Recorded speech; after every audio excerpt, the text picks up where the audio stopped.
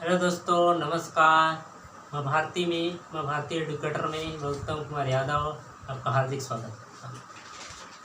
दोस्तों, कक्षा 10वीं की जो प्रश्नावली एक चल रही थी उसमें आप तीसरे प्रश्न तक सॉल्यूशन देख चुके थे।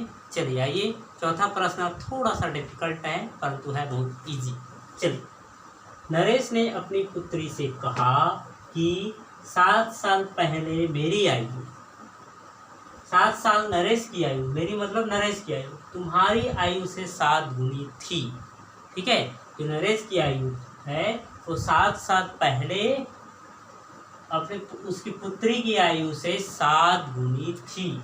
अब से 3 साल बाद, अभी से 3 साल बाद तुम्हारी आयु की 3 गुनी हो जाएगी।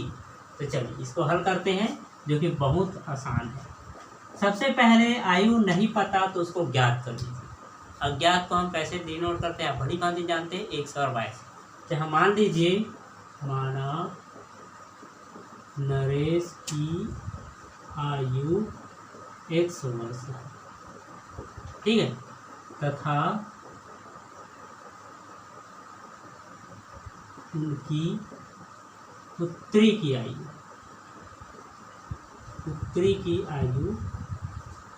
22 वर्ष है। ठीक है, तो ये आपका 100 वर्ष 22 वर्ष हो गया। अब बोलो 7 साल पहले है ना, पहले नरेश की आयु क्या हो जाएगी? नरेश की आयु बराबर हो जाएगा 100 माइनस 7 वर्ष। इसी 7 साल पहले उनकी पुत्री की आयु क्या हो जाएगा? y माइनस 7 वर्ष, है ना भाई? ये हो जाएगा 7 गुनी हो जाएगी। फिर 7 गुनी में प्रश्नानुसार यहाँ ले लीजिए प्रश्न, ठीक है। प्रश्नानुसार के अकॉर्डिंगली क्या हो जाएगा? जो नरेश की आयु है वो उनके पुत्र की आयु के 7 साल पहले की 7 गुनी है। तो चलिए हल कर दीजिए। 100 माइनस 7, 7 का अंदर गुणा कीजिए, 7x और माइनस 7 7 49, ठीक है। 100 को उस तरफ ले आइए, 49 को इस तरफ ले आइए, ताकि आपको जो बड़ी संख्या है वो माइनस में कहीं फंस के गड़बड़ ना हो जाए। इसलिए दोस्तों मैं यही कोशिश करता हूँ कि आपको जो है प्लस माइनस के उलझन में ना उलझाओ, ठीक है। तो चलिए 100 को उस तरफ ले आइए और 49 को इस तरफ, तो माइनस 7 धन 49, ठीक है। तो 7x माइनस 1, 7x में घटाएंगे तो 6x बचेगा, ठीक है। यहाँ से इसको घटा दीजिए, कितना बचेगा? ठीक है, 42। तो 100 बराबर क्या हो जाएगा? 42/6। कितने बार में जाएगा? सॉरी यहाँ पर मिस्टेक हुआ है। यहाँ पर देखिए क्या मिस्टेक हुआ है, थोड़ा सा ध्यान दीजिए। ये है उनके पुत्री की आयु तो 22 वर्ष है ना, तो ये ऐसे हो जाएगा। तो 100 माइनस 7 बराबर 7y माइनस 49, कुछ इस तरह से होगा, है ना भाई। तो चलिए वो सबको अपने इसी तरफ ले आइए। तो 100 माइनस 7y, जो प्लस है माइनस हो जाएगा, माइनस है वो प्लस, ठीक है। चलिए यहाँ पर हल होता है तो हल कर दीजिए। 7y, ये 7 और 7 घट जाएगा तो बचेगा 42 बराबर 0। ये समीकरण 1, ठीक है। अब दूसरा वृत्त पुनः करते हैं। पुनः हमें क्या है आपको भाई देखिए, 3 साल बाद मेरी आयु मतलब नरेश की आयु और उसकी पुत्री की आयु की 3 गुना है। यहाँ लिखिए 3 साल बाद नरेश की आयु क्या हो जाएगा? x + 3 वर्ष, है ना भाई। 3 साल बाद उनकी पुत्री की आयु देखिए दोस्तों, जब पिता पुत्र का, माता का पुत्र का इस तरह से सवाल आता है तो वो जो है सवाल में ही हल हो जाता है। सवाल में ही जवाब मिल जाता है, बस थोड़ा सा आपको ध्यान रखने की जरूरत है। तो हो जाएगा y प्लस 3। चलिए इसको भी प्रश्नानुसार कर दीजिए। प्रश्नानुसार जो नरेश की आयु है वो उनकी पुत्री की आयु के 3 गुना है। चलिए तो x प्लस 3 हो जाएगा, 3y प्लस 9 हो जाएगा। लेके आ जाइए x plus 3 minus 3y minus 9 बराबर 0। चलिए देखिए उसको ध्यान से, x का x रहेगा, माइनस 3y रहेगा और माइनस एक प्लस है तो 9 में 3 घटेगा, कितना बचेगा भाई 6 बराबर 0। समीकरण, अब इस समीकरण 1 और 2 को आपको हल करना है, तभी तो आप ज्ञात कर पाएंगे कि नरेश की वास्तविक में कितना आयु है वर्तमान में और उनकी पुत्री की कितनी आयु। ठीक है, चलिए समीकरण 1 और 2 को लेके चलते हैं।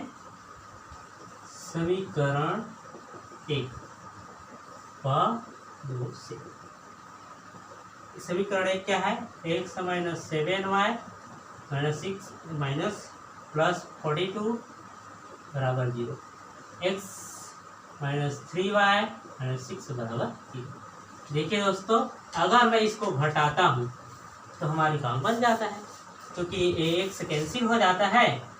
ठीक है, x कैंसिल हो जाता है और जो है 7 में 3 घटेगा तो माइनस 4y बचा, क्योंकि ये प्लस बन गया घटाने पर। और देखो ये प्लस बन गया तो 42 6 कितना होता है 48, प्लस 48 बराबर 0। ठीक है, 48 को पक्षांतर कीजिए तो माइनस 4y बराबर 48 माइनस हो जाएगा, माइनस माइनस कैंसिल हो जाएगा तो 4y बराबर हो जाएगा 48, y बराबर हो जाएगा 48/4, भाग देंगे तो 12, y का मान 12। इस y का मान को चाहे समीकरण 1 पे रखिए चाहे अथवा समीकरण 2 में रखिए, किसी भी में रखिए। चलिए यहाँ लिखिए y का मान समीकरण हम किस में रखते हैं, छोटा है 2 में रखते हैं, 2 में रखने पर चलिए 2 में रख दीजिए, x माइनस 3 गुणित 12 माइनस 6/0। चलिए x माइनस 36 माइनस 6 बराबर 0, x माइनस 42 बराबर 0, 42 हो जाएगा, पक्षांतर करने पर 42 हो जाएगा। x का क्या मान आया 42। x कौन है, x क्या है भाई, नरेश की आयु, तो बोलिए नरेश की आयु 42 वर्ष। y कितना है, उनकी पुत्री की आयु बराबर 12। ये रहा आपका आसान सा सवाल।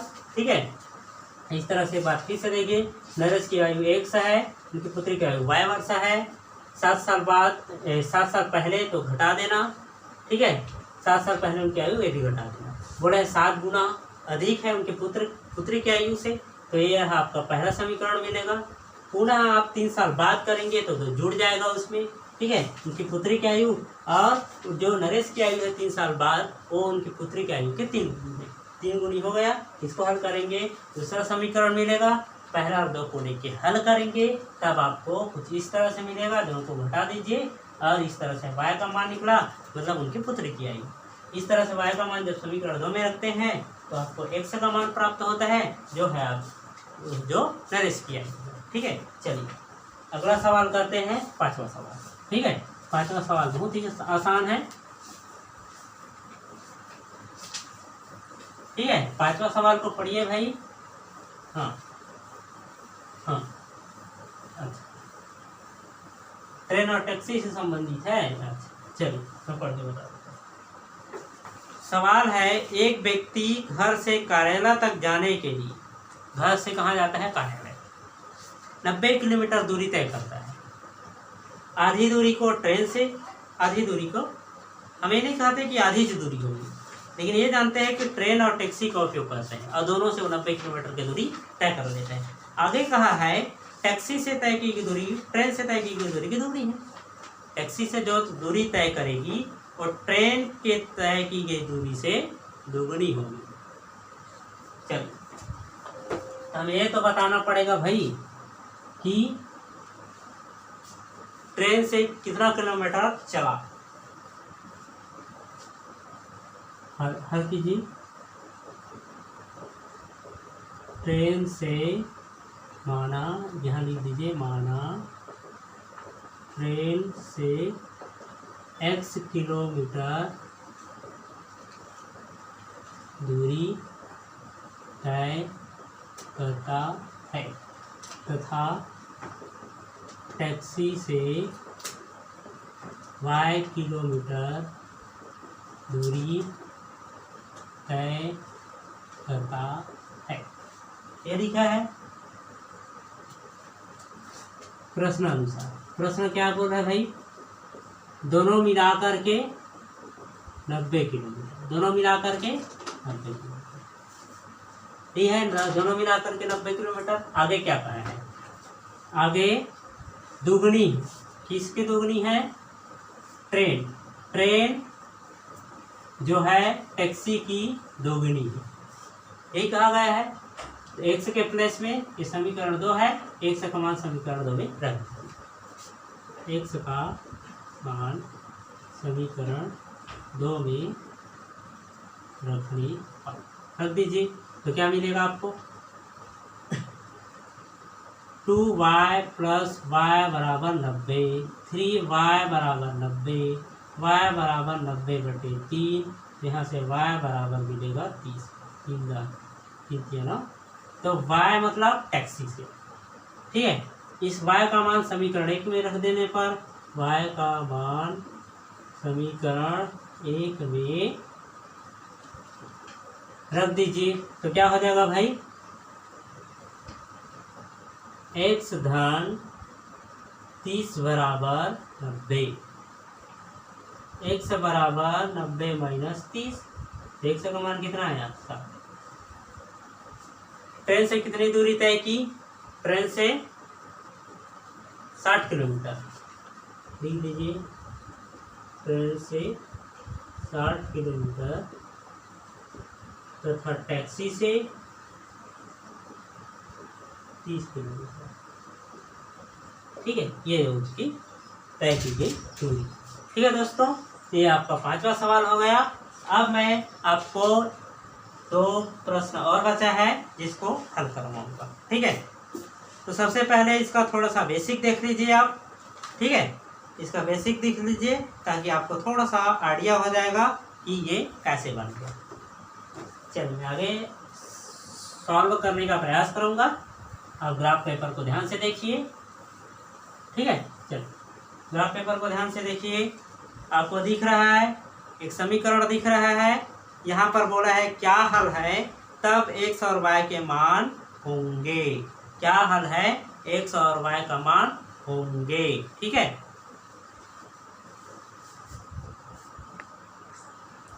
ठीक है दोस्तों, तो सेकंड सवाल है आपका। मैं एक बार पढ़ के बता देता हूँ, आप ध्यान से देखिए, मैं आपको दिखाऊंगा भी। निम्नलिखित समीकरणों के आलेख चित्र को देखकर उनके हल के बारे में पता कीजिए। समीकरण आपको दे दिया गया है, क्या है मैं पढ़ के बता रहा हूँ समीकरण, ध्यान से पढ़े सुनिए। 3x धन 2y माइनस 12 बराबर 0।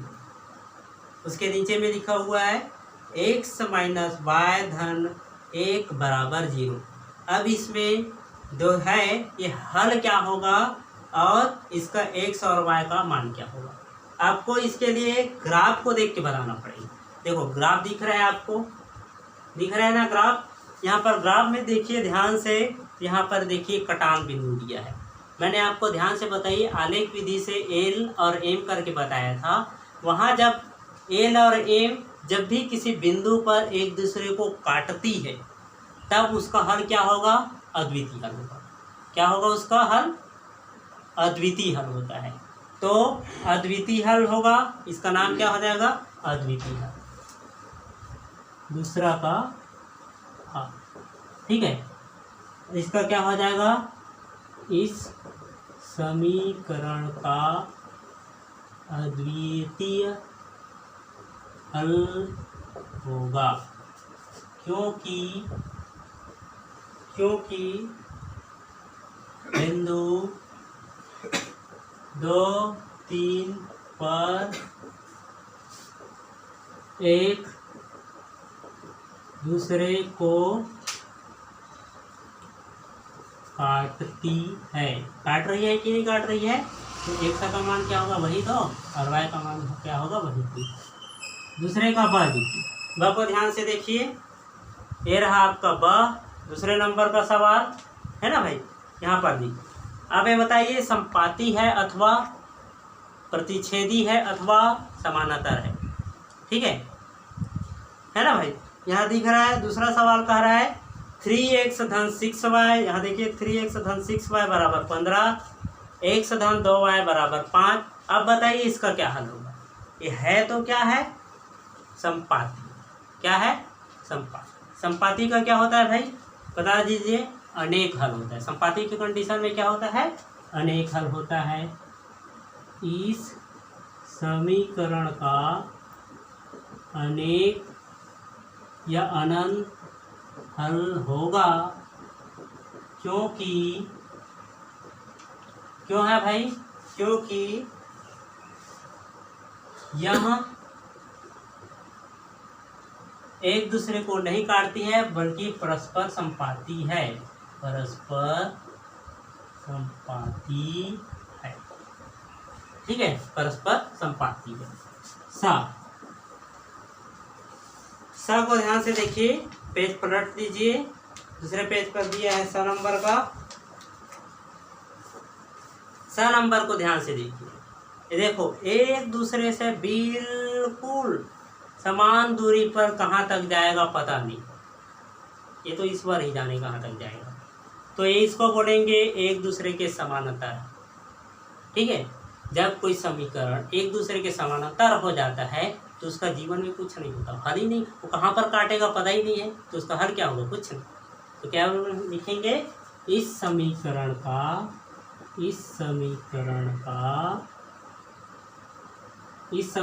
का कोई भी हल नहीं होगा, क्योंकि ये एक दूसरे को, यह समांतर है क्योंकि यह परस्पर समांतर है, जो कि कभी भी एक दूसरे को प्रतिच्छेद नहीं करेगा। किसी को प्रतिच्छेद करने का सवाल ही पैदा नहीं होता, क्योंकि वो समानांतर है ना भाई। अगला सवाल देखिए, अगला और आखिरी सवाल यहाँ पर देखिए ध्यान से, ये इस तरफ और ये इस तरफ है ना, तो यहाँ पर बीच में कटान बिंदु निकला ना, बिल्कुल पहले जैसा है। चलिए पहला जैसा है तो क्या हो जाएगा, इस समीकरण का अद्वितीय हल है। कैसा हल है, अद्वितीय हल होगा, क्यों है भाई, कारण बताओ। परस्पर एक दूसरे को या बिंदु को एक दूसरे को काटती है अथवा प्रतिच्छेद करती है, तो क्योंकि बिंदु, कौन सा बिंदु है भाई, -1 और 2, यही है ना, -1 और 2 यहीं पर देखिए, ठीक है, -1 और 2, -1 और 2 पर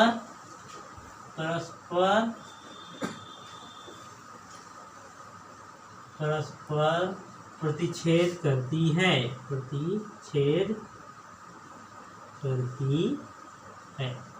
अतः x बराबर -1 और y बराबर 2, ठीक है, तो इस तरह से आपका प्रश्नावली 1 अध्याय 2 का समाप्त हो गया। अब आप थोड़ा सा इसका रिवाइज कीजिए, बार बार इसको देखिए, हमारे माँ भारती एडुकेटर चैनल को लाइक कीजिए, सब्सक्राइब कीजिए और ज़्यादा से ज़्यादा शेयर कीजिए, ठीक है दोस्तों।